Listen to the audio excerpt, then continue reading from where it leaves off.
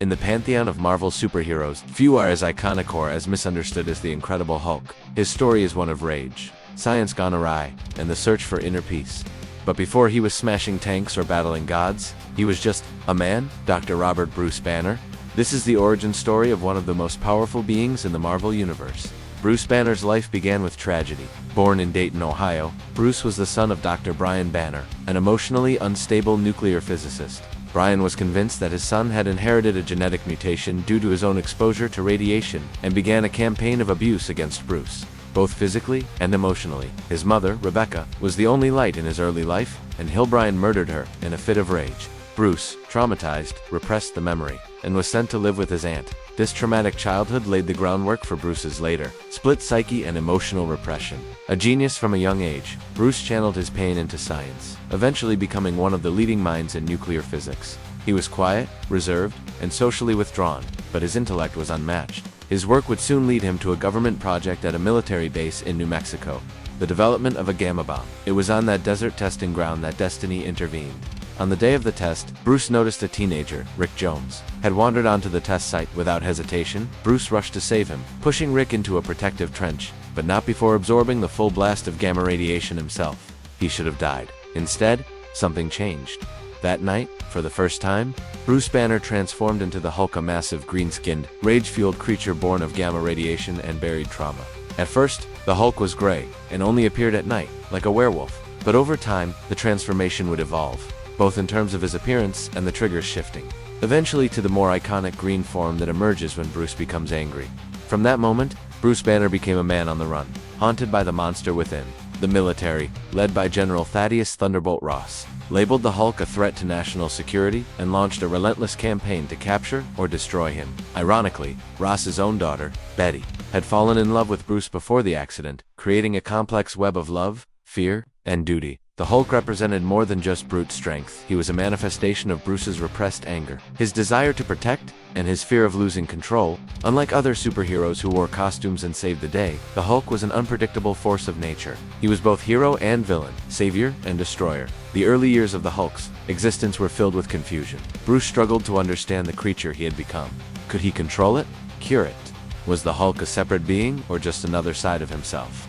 These questions would follow him for decades, both in the comics and in the hearts of fans. From the moment of his creation, the Hulk stood apart in the Marvel Universe. While others chose to fight crime, Bruce was simply trying to survive and find peace. But peace would not come easily for a man whose alter ego could level mountains. And so begins the tragic, powerful tale of Bruce Banner and his monstrous other half, a journey through pain, power, and what it means to be human when your own emotions make you a living weapon. As Bruce Banner continued to struggle with the beast inside him, the Hulk became more than just a threat to the military. He became a symbol of chaos, unpredictability, and raw emotion. But beneath the monster's terrifying power was a deeply human story, a brilliant man at war with himself. In the early days of his transformation, the Hulk's persona seemed almost childlike, quick to anger, slow to trust, and easily confused. He often lashed out, not from malice, but from fear and pain. The Hulk didn't understand the world, and the world certainly didn't understand him. Bruce Banner was horrified by what he had become. Every transformation left him feeling more disconnected from the people around him, and even from his own identity. One of the few constants in his life was Betty Ross. Despite her father, General Ross's obsession with capturing or eliminating the Hulk, Betty remained Bruce's anchor to humanity. Her compassion and intelligence made her one of the few people who saw beyond the monster and into the man. But their relationship was anything but easy. Bruce's transformations were unpredictable, and even moments of happiness could trigger disaster. The US military, convinced the Hulk was a ticking time bomb, intensified their efforts to track him down. General Ross, more than anyone, saw the Hulk as a threat to everything he believed in. His obsession grew, not only out of a sense of duty, but perhaps also out of guilt for what his daughter endured, and for the role the government played in Bruce's transformation during this period. The Hulk's appearances became more frequent, and his persona began to evolve. The more Bruce tried to suppress the Hulk, the more the creature seemed to resist. At times, the Hulk displayed a cunning intelligence, and even spoke in full sentences. Other times, he was a mindless brute. These shifting personalities suggested that the Hulk wasn't just one identity, but a fractured collection of Bruce's repressed emotions, traumas, and desires. And Bruce wasn't alone anymore. As the Marvel Universe expanded, he began to cross paths with other heroes. As an ally, sometimes as an enemy, he battled the Fantastic Four, crossed fists with Thor, and stood toe-to-toe with Iron Man. Yet even among other superpowered beings, the Hulk was often feared rather than welcomed. This sense of isolation led Bruce to seek out help. He turned to other scientists, psychologists, and even magic users in search of a cure. None succeeded. The transformations continued, often triggered by rage, stress, or danger. In many ways, Bruce's greatest enemy wasn't the military, nor the villains, who tried to exploit the Hulk. It was himself. Still, the world began to see glimpses of the Hulk's heroism. Though often destructive, he saved lives fighting monsters, alien invaders, and world-ending threats. The Avengers, recognizing his potential, recruited him as one of their founding members. But the alliance was uneasy. His presence brought tension to the team, and it wasn't long before his volatility forced them to part ways. Bruce's internal struggle continued to intensify. Different versions of the Hulk began to emerge. The Savage Hulk, the Grey Joe Fix-It Hulk, the Mindless Hulk, and others. Each had its own personality, memories, and motivations.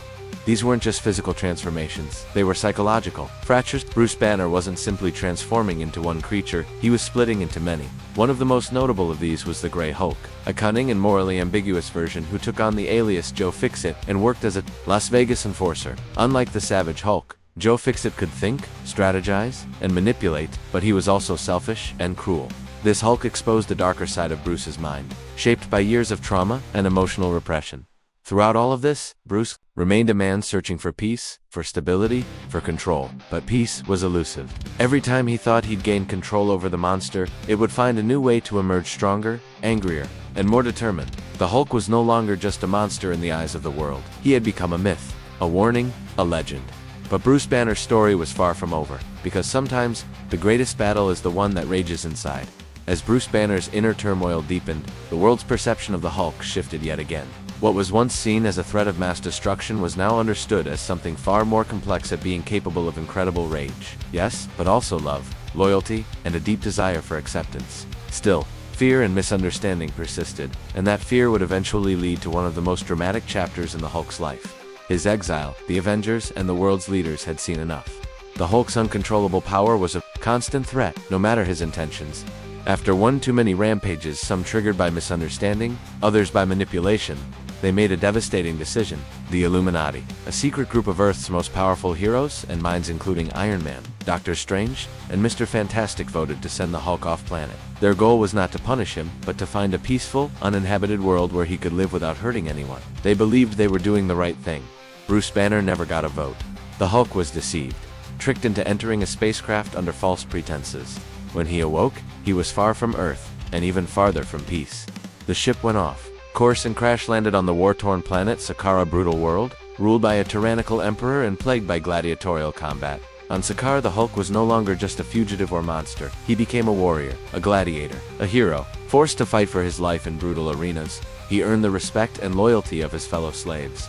Together, they formed the Warbound, a brotherhood forged in blood and defiance. Hulk's power and leadership grew. No longer a mindless brute, this Hulk was intelligent, cunning, and deeply angry. Not just angry at Earth, but at those who had betrayed him. And then, something unexpected happened. The Hulk found love. He met Kiara, a powerful warrior woman with a tragic past.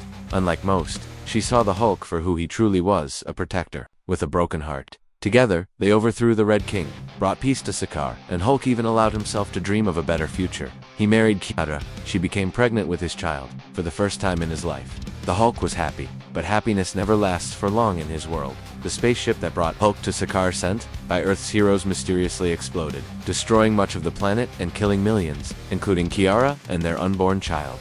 Hulk was devastated. His grief turned to fury and all-consuming rage, greater than anything he'd ever felt before, and so began the next chapter, World War Hulk, fueled by vengeance. Hulk returned to Earth with the Warbound by his side. He blamed the Illuminati for the death of his wife, his people, and his chance at peace. He was no longer just angry, he was a force of retribution. In this state, the Hulk was more powerful than ever, earning the terrifying title of World Breaker. His footsteps alone could shatter cities. His rage, once a burden, had become a weapon. Arriving in New York, the Hulk declared war on those who had betrayed him. He defeated Iron Man, crushed Doctor Strange, and brought down Black Bolt. One by one, Earth's mightiest fell before him. But even in his wrath, the Hulk held back. He wanted justice, not murder. He forced his enemies to face their crimes in a gladiator arena, just as he had on Sakaar, at Yet. As the line between justice and vengeance blurred, It was Bruce Banner's humanity that ultimately stopped the destruction. When he realized he was endangering innocent lives, becoming the very thing he hated, he surrendered. The price was high.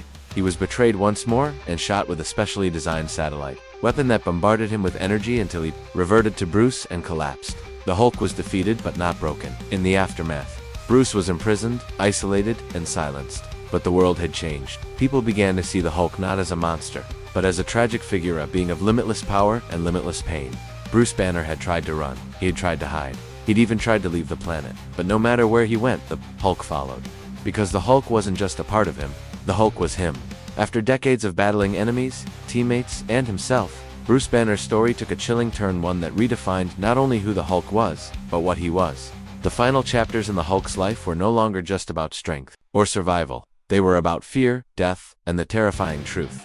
The Hulk cannot die. Following the events of World War Hulk, Bruce Banner found himself increasingly unstable. But just when he thought he had reached his breaking point, he was assassinated, killed by a friend, Hawkeye, at Bruce's own request. The world believed the Hulk was gone, that finally, Bruce Banner had found peace. But the Hulk was never truly dead. He came back. In the groundbreaking Immortal Hulk series, the true horror of Banner's condition was revealed. Every time Bruce Banner died, the Hulk returned stronger, darker, and more disturbing than ever before. Death was no longer an escape, it was a door, and behind it lurked something ancient and terrifying. This version of the Hulk wasn't a hero or a monster. He was something closer to a force of nature, almost demonic in his purpose. Known as the Devil Hulk, this persona wasn't mindless or savage. It was intelligent, calculating, and focused. He claimed to be the part of Bruce that had always wanted to protect him, the angry father figure Bruce never had. But his methods were brutal. Through this lens, the Hulk was not just a symptom of trauma. He was trauma made flesh and immortal, being who could not be killed, who existed in the shadows, and who punished the wicked in ways no other hero dared. The series blurred the line between superhero story and psychological horror, revealing the darkest depths of Bruce's fractured mind. Multiple versions of the Hulk emerged during this time, each representing different parts of Bruce's psyche. The Savage Hulk, childlike and angry; the Grey Hulk, sly and cunning; the Devil Hulk, vengeful and protective, and more. Bruce Banner was not one man, but a mind splintered into a pantheon of inner demons. And yet, despite all the horror and pain, there was always a sliver of hope. That hope often came in the form of Betty Ross, though she herself was changed by gamma radiation, eventually becoming the monstrous Red She-Hulk. Her connection to Bruce remained strong. She was more than a love interest. She was a mirror, reflecting what Bruce could be when he embraced compassion over fear. Other Gamma beings like Doc Samson, the Abomination, and She-Hulk further expanded the Hulk's mythos. Together, they revealed the dark truth of Gamma. Didn't just grant power, it revealed the soul. And in Bruce's case, that soul was filled with sorrow, guilt, and a desperate desire to be left alone. Yet time and time again, Bruce was pulled back into the world. Whether as a reluctant hero, a destructive force, or an immortal Avenger, the Hulk continued to matter. He symbolized what happens when power meets pain, when intellect meets rage, and when a man is forced to carry the weight of his own suffering. Hulk has evolved from a simple Jekyll and Hyde metaphor into something much more profound. He is the embodiment of what it means to be broken and to survive anyway. Bruce Banner's journey is not one of victory over his demons, but of coexistence with them. He will never be free of the Hulk, and perhaps he shouldn't be, because in the end, the Hulk is not just anger, he is grief. He is strength born of pain. He is the part of us that refuses to be crushed, no matter how many times we fall. And that is why, more than 60 years after his first appearance, the Hulk still resonates. He may be the strongest one there is, but his true power lies in his humanity, flawed, tortured, and deeply unforgettably real. This was the story of the Hulk, not just a monster, not just a man, but a legacy of rage, resilience, and redemption.